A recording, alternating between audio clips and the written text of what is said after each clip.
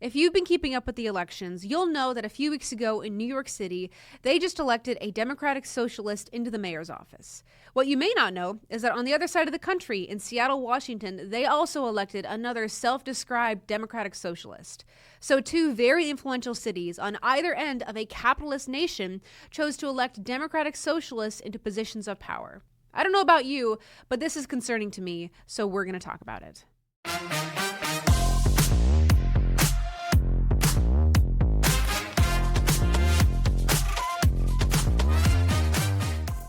My name is Siena Rose, and in this episode of the new Frontline, we're going to be looking at how this new socialist contagion is literally spreading from coast to coast, who these people are that are promoting it, and also who is standing behind them. Because the question we really need to seek to understand is how exactly did democratic socialism become the rising political class in a capitalist United States? What in the Twilight Zone is going on? On one end of the country, we have the self-proclaimed democratic socialist named Zohran Mamdani. If you don't know his name already, I'd be surprised because he's an infamously household name. But Zohran Mamdani was just elected mayor of New York City. The platform that he ran on encouraged some of the most ridiculous and simply dumbest things I've ever heard of. He promoted things like city-run grocery stores, free buses, promises to freeze rent as if he has any control over that, and provide free universal childcare for the city.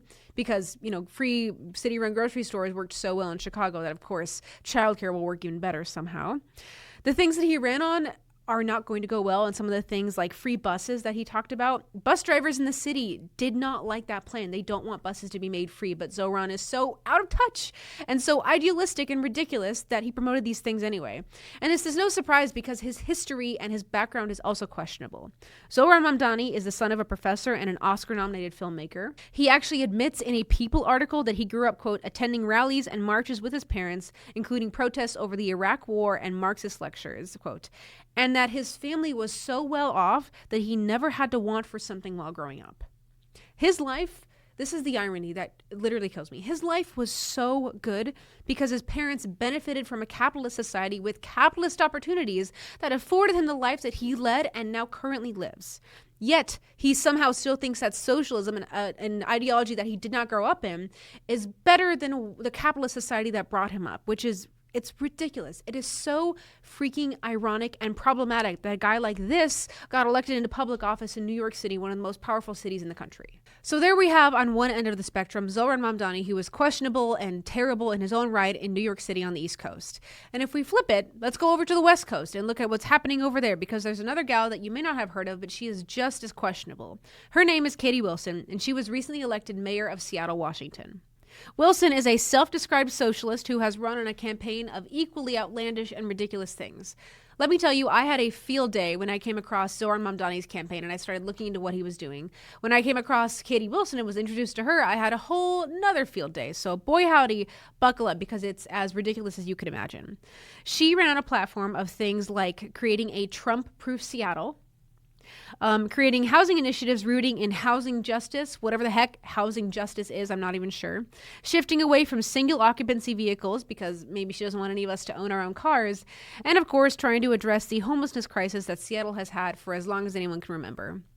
The homelessness crisis thing is kind of a non-starter. Everyone who gets elected into office in Seattle and Washington generally tries to treat the homelessness population because it's up there in the worst in the country. It's right up there with Chicago and New York, so it's pretty bad. And saying you're going to treat it is just something that every person who gets into office says.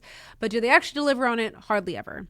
However, what really got me when reading about what Katie Wilson was promoting was promising a Trump-proof Seattle. Excuse me?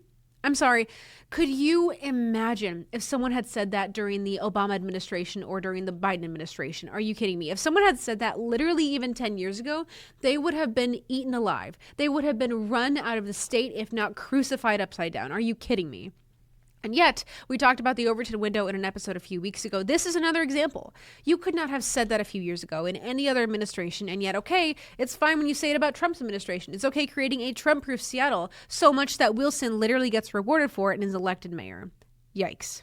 Wilson is an interesting character on her own because she represents the other extreme that's wrong with socialism and its motivations. So Wilson, if you don't know anything about her, sit down because reading about all of this and learning about it absolutely floored me, and I guaranteed it will do the same for you. She's 43, married with a child, which is nothing wrong with that. It's great to get married, have kids, do whatever. That's not what I'm attacking here.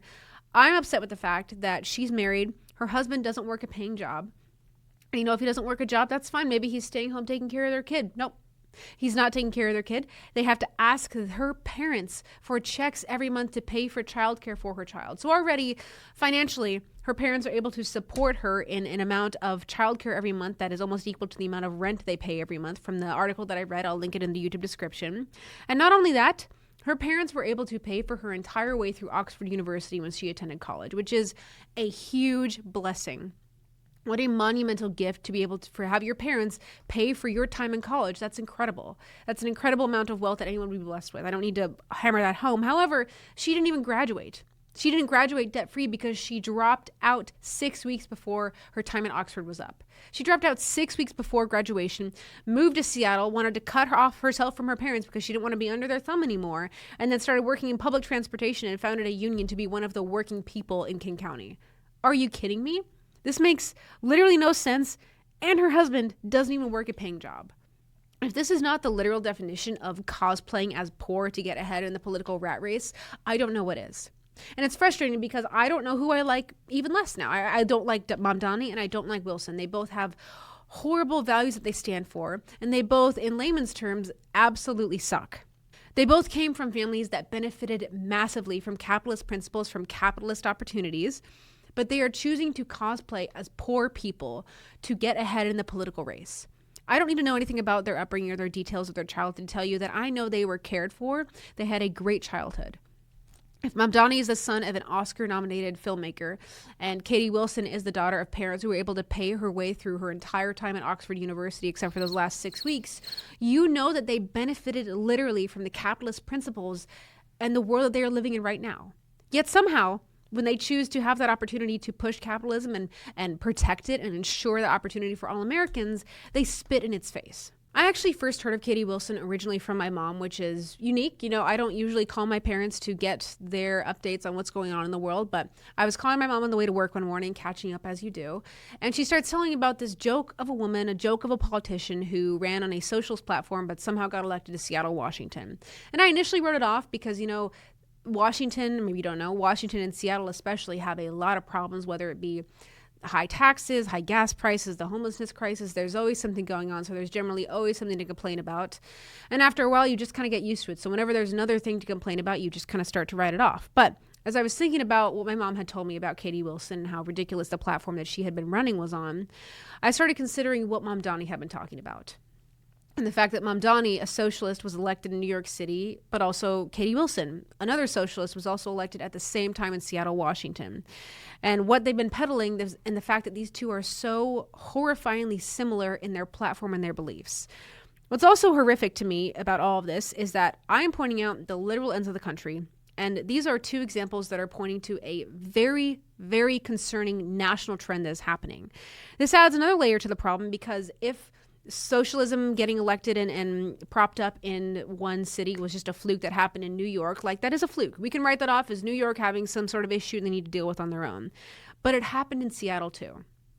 Under a different set of circumstances, to be fair. Seattle is not exactly the same as New York City. But the fact is, two socialists got elected at the same time. And so this political tide has transcended the cultural barriers that generally exist between the East and the West.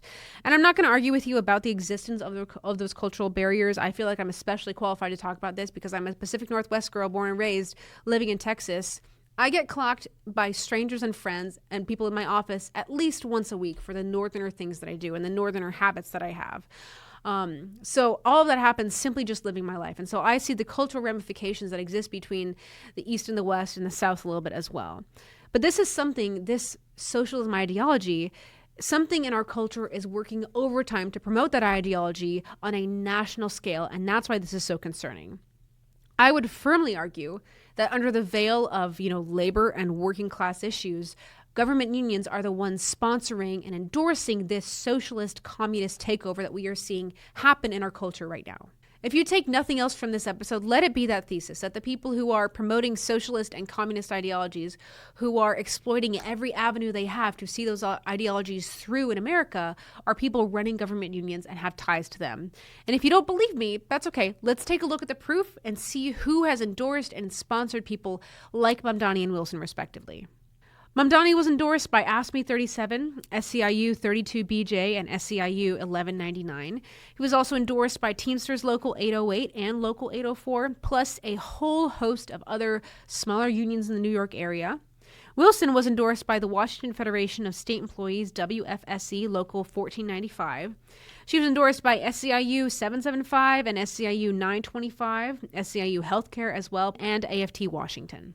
So between the two of them, Mamdani and Wilson received backing from some incredibly powerful and prominent government unions, plus many smaller unions that had their own federal strings attached as well. We already know that government unions want to expand the government reach because when they expand government reach, it allows them to get more members and therefore get more funding, and the monetary incentive continues. So backing candidates like these that want to frighteningly expand the government's reach feels like an abuse of the system. Half the people in the government, if not more than half, are people who benefited from America's capitalist grit and working culture. Yet when they have the chance to push that culture in a way that, again, ensures it for all Americans, they don't do it. They choose socialism, an environment and an ideology that they have no experience in. They choose that instead. What's frustrating here is that it wasn't too long ago that Americans were literally terrified of government overreach. We hated the idea of government overreach. We didn't want bureaucrats all up in our business. We didn't want higher taxes to pay for everything in the kitchen sink because we wanted that money to go to ourselves. We didn't want a socialist or communist way of life because it will take away all the incentive to do hard work for ourselves. I mean, America wants independence, right? We want freedom. Americans want freedom. So why are we electing socialists who will rob from us that very freedom and that very independence that allowed them to get elected in the first place? It makes me literally want to pull my hair out. It is so frustrating, even more frustrating that people don't seem to realize this. And listen, I'll admit that I did not study public labor or public law or political science in college, but I don't need a 4-year degree to see what's happening right in front of my eyes. I don't need a 4-year degree to see that there is a new political class of far-left weirdos with daddy issues who are rising up in the world, who want big government to manage their rent and to get their groceries and to manage their paycheck and to take care of their kids and to manage their transportation and everything one could imagine. I don't need a degree to see that that is what's happening right now. People like Zohran Mamdani and Katie Wilson are being backed by big government unions who are pushing this romanticized idea of socialism and communism, who are pushing the idea that the state will take care of you, that the state will baby you so much and it'll burp you after your meals. No, it won't. Socialism and communism will hang you out to dry.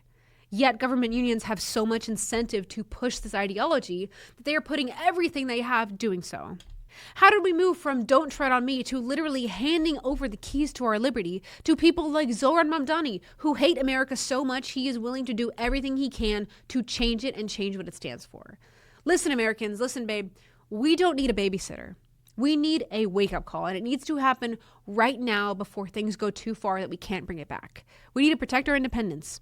And that starts with recognizing what socialism is, what communism is, and what people like Wilson and Mamdani are doing to promote those things at the behest of none other than big government unions.